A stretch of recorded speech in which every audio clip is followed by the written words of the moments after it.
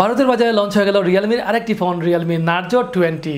এটি একটি budget phone, কিন্তু বাজেট ফোন হলেও এই ফোনটি গ্রাহকদের প্রত্যাশা পূরণ করতে পারবে বলে আমি আশাবাদী। গাইজ, আজকের পর্বে আমরা Realme Narzo 20 এর ফুল স্পেসিফিকেশন নিয়ে আলোচনা করব এবং জানবো ভারতের বাজারে এর অফিসিয়াল প্রাইস কত, বাংলাদেশের বাজারে কবে আসবে এবং তার প্রাইস কত পড়বে এবং এই ফোনটি আমাদের কেনা উচিত হবে কি না, এই বিষয়ে সম্পূর্ণ আজকের ভিডিওতে আপনারা ডিটেলসে পেয়ে যাবেন। তাই সম্পূর্ণ ভিডিও শেষ পর্যন্ত দেখার অনুরোধ রইল।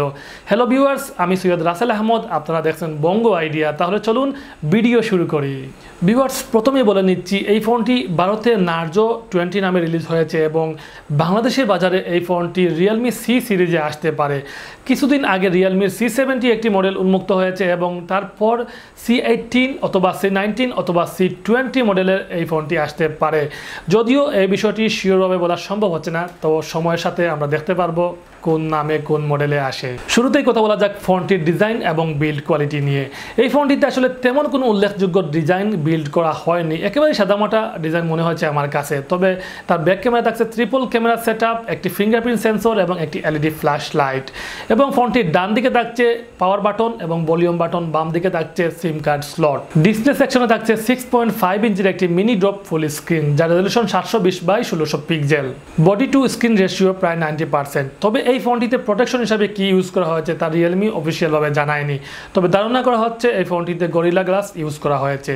ফোনটির ওজন 208 গ্রাম। যেহেতু ফোনটির ওজন 208 গ্রাম, সেক্ষেত্রে একটু ভারী মনে হবে ফোনটি ইউজ করতে, তারপরও ইউজ করতে পারবেন, কোনো সমস্যা নেই।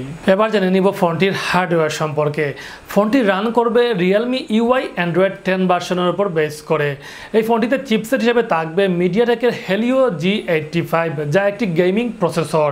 সিপিইউ থাকছে অক্টা কোর, যা ম্যাক্সিমাম ক্লক স্পিড 2.0 GHz এবং জিপিইউ মালি MC2।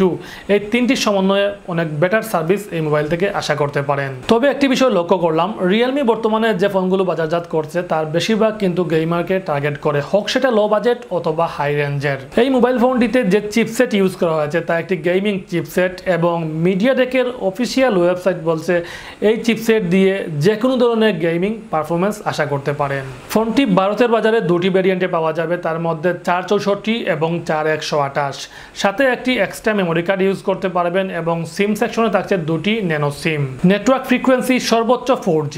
এবার জানবো ফোনটির ক্যামেরা সেকশন সম্পর্কে। ফোনটির রিয়ার ক্যামেরা থাকছে ট্রিপল ক্যামেরা সেটআপ, সেখানে প্রাইমারিতে 48 মেগাপিক্সেল এবং সেকেন্ডারিতে 8 মেগাপিক্সেল এবং থার্ডে রয়েছে 2 মেগাপিক্সেলের ম্যাক্রো সেন্সর।